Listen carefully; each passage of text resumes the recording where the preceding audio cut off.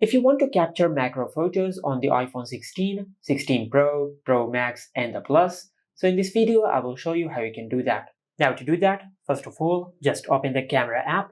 Now just close up to an object to capture macro photos. For example, let's take a macro shot of this text on this car. Just close up to this car, and as you can see, we are focused. As you can see at the left side of the screen, you will find this flower icon.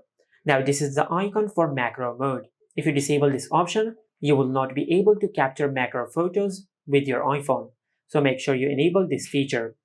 And once you're focused, then tap on the shutter button to capture your photo. And as you can see, we have successfully captured a macro photo of the text on this car.